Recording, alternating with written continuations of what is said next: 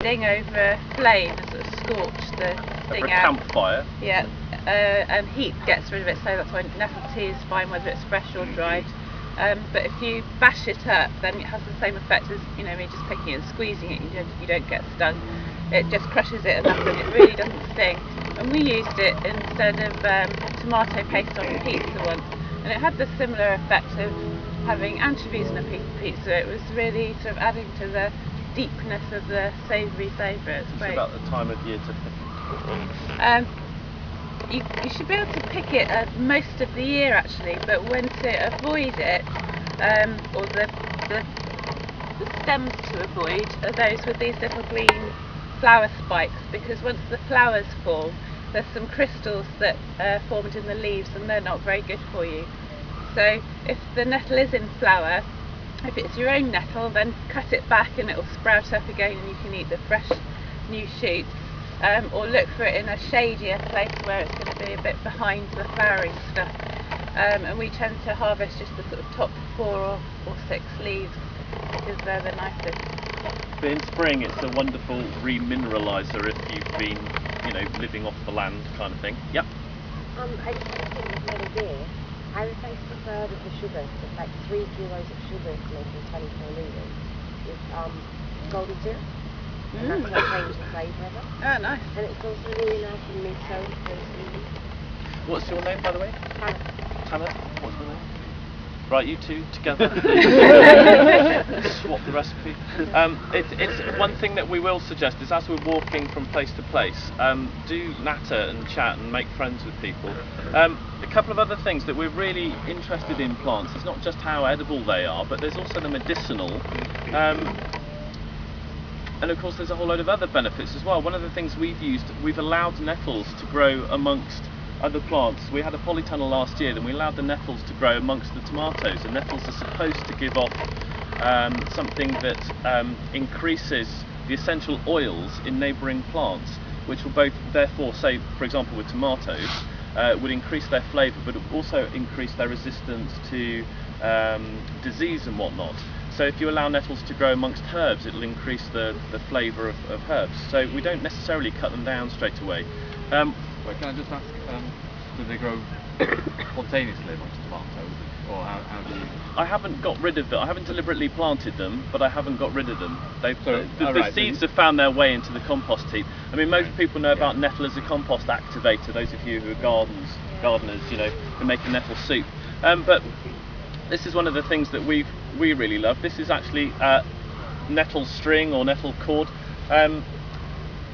It's not manufactured over here. This had to come all the way from Nepal, where they use it a lot. Nettle's actually one of the sacred plants over there.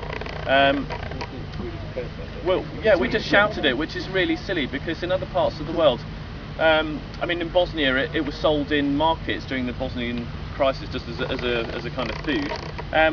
In World War I, the Allies managed to cut off the cotton supplies to the Germans, and most of the German uniforms ended up being made out of nettle. So we will pass this around, and you can just have a feel. It's stronger. I mean, on a kind of ecological footprint, I don't know quite how many litres of water it's required to make cotton, but it's something off the scale. It's ridiculous. Whereas this is growing in this country. There's people doing research now into finding strains with much longer cords inside that they can. Because we tried extracting it, and we went to an exhibition where they were she was knitting with it, and made like a whole jumper out of nettle fibre, and so we've been experimenting trying to extract the fibres, but not being very successful just yet. Yeah, the process of extracting the fibres is called retting, and it stinks. You have to rot the nettle for a while and then more or less prize the anyway. There's a shop here that sells nettle clothing. Oh, do you know which one? Yeah, it's in the main arena part. It's called Brighton something. Okay. Yeah. Okay, this is good. We shall who would like to try this first? Can I ask a question? Totally unrelated to nettles. I found a really big caterpillar. In fact, 3 in my tent. About this big. They were black. It was black and yellow. You haven't seen any around here. You don't know what butterfly they are. Sounds like a poplar. Sounds like a what? Poplar. Poplar. You two get together. Right. We welcome questions. Well, the cinnabar moth's got a black and yellow one as well. Let's move on to the next plant. Often growing somewhere This obviously has an association with nettle. We associate it as what to rub on you when you get stung. Actually, which is actually the same as the acid that ants bite you with. Formic acid. Yeah, but not from the dog. Yeah. They reckon actually that there's absolutely nothing in DOC which is doing anything of any good whatsoever, other than the fact that you're rubbing where the sting is, which is bringing blood, which is dissipating the sting. But there is, however, another plant which I'll show you, which has actually got an anti-inflammatory in it. So we'll show you that as we go along. But did you know you can eat DOC? There's a lot of plants in the DOC family as well. There's another DOC which is called curly DOC. It's a lot narrower leaves and they're quite crinkly edges, and they're better tasting. But even these, if you put them in a casserole, then they'll give a really unusual sort of earthy flavour to the casserole, and you don't necessarily need to. That sounds good, doesn't it? Yeah, you're selling that one. Well, if you're looking for new sort of flavours and you're just a bit bored of what you usually put in the casserole, then it's nice. It does add something. But just there's a lot think of it, go a long way. Or? Think of it like spinach. It's not really like adding a herb, it's more like adding a vegetable.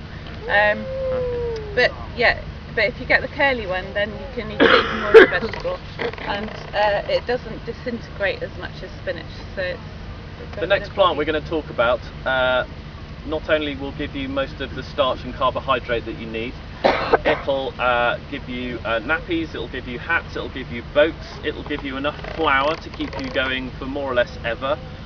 It'll give you fireworks, it'll start a fire for you. In fact, if you were the Paiute Indians of Nevada, you'd have based an entire system on this one plant, and it's just down